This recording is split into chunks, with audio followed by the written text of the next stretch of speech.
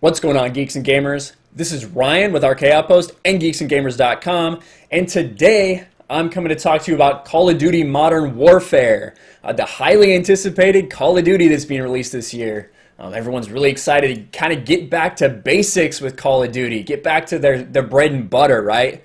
And, I posted something on Twitter last night. I pre-ordered it a while ago. I was pretty excited for it. I went to GameStop, stood in line, waited for it to be released. The PlayStation people were out there at GameStop promoting it. It was a really fun time. I get my game, my physical copy, because I'm old school like that. I come home, have to do the whole download. It takes a little bit, kind of frustrating, but I waited, right? I'm ready. Want to play the game.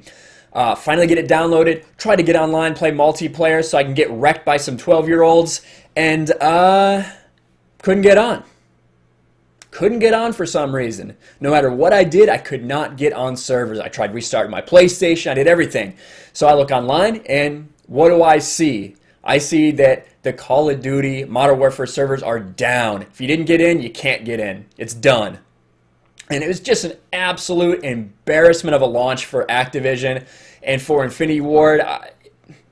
It's sad because that seems to be the standard with a lot of these big gaming companies now at launch. And so we'll get into that in a second, but let's get into this article first. So Call of Duty Modern Warfare servers are back online, says Infinity Ward. That's obviously an updated headline. We will read that update after we go through the original story here. So, Call of Duty Modern Warfare is finally out, but not everyone can connect. Infinity Ward has acknowledged, and it's a typo, of course, Infinity Ward has acknowledged both issues with the servers and limited reports of crashes on Xbox One X consoles. So at least I don't have it on Xbox One. I couldn't even start the game, let alone, not be able to get into multiplayer.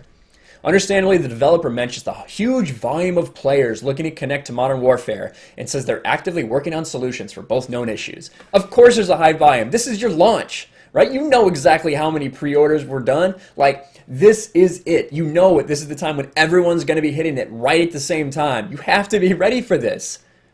That's part of it. This is the launch. This is the initial, this is what the idea everyone has about this product. Right, in this launch, you have people, streamers that do this for a living who are ready to go live and play your game, basically promote your game, and they can't. They're sitting there, have to figure out how to go offline and play campaign while they're waiting for your servers to get back. Like, how embarrassing is that for you guys as a gaming studio, Activision and Infinity Ward? That is crazy to me that, well, understandably, there's a high volume. So here's the tweet.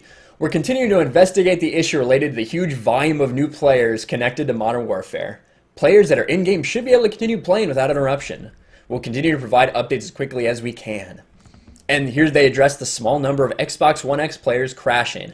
I saw a bunch of people flooding Twitter saying that they're basically asking for a refund if they're on Xbox because they can't even play the freaking game. It's just destroying their Xbox, essentially. Modern Warfare is one of the most highly anticipated releases in the Call of Duty franchise history and of 2019. So it's not entirely surprising to hear the servers are struggling. That said, it's also understandable to feel let down after such an agonizing wait. Yes, you pre-ordered this game months in advance.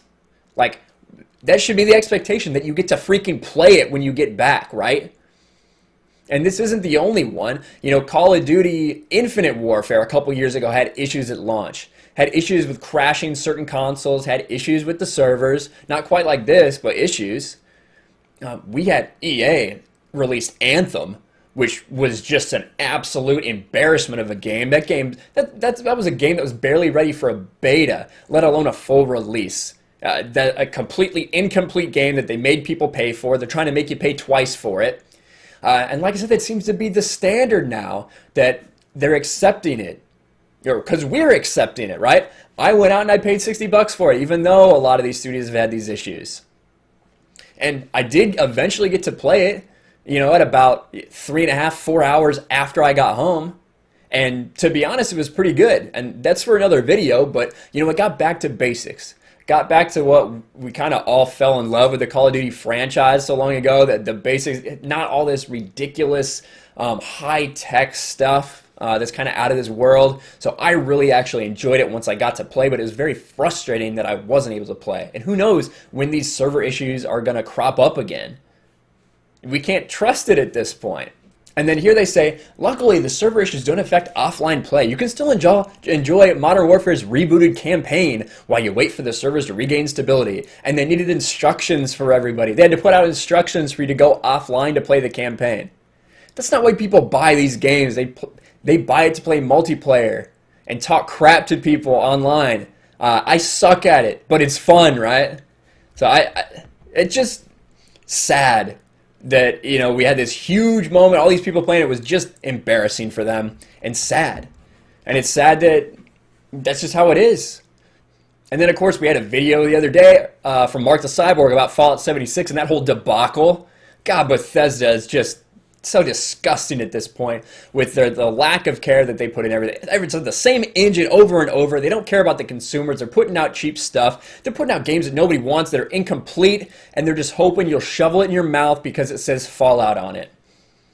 So that's why this story is kind of an embarrassment just for the community of game development, in my opinion, and the lack of pride and ownership that they take. And you even had people on Twitter like giving them excuses. Don't give these people excuses. Hold them accountable. This is a product. We are consumers. Demand something better. And it starts with me because I played it too. But you know, we have to start holding these people accountable. And if they have a history of not giving you the product, don't buy it anymore if you're not getting the product you're promised. But what do you guys think? Were you trying to play Call of Duty Modern Warfare? Were you pissed off that you couldn't play it even though you waited, maybe in line, maybe you waited for months on a pre-order? Were you pissed off? Because I was. Let me know in the comments below. Make sure you subscribe, smash the like button, ring the bell for notifications, and I'll talk to you guys later. Hey everyone, it's Jeremy from GeeksandGamers.com, and if you're a fan of Geeks and Gamers, please go to our website, visit our merchandise store. We have t-shirts, hoodies, hats, beanies, tank tops, and in the very near future, we're going to have many more products for you to choose from. So thank you for the support. We appreciate it. You guys have a great day, and we will talk to you later.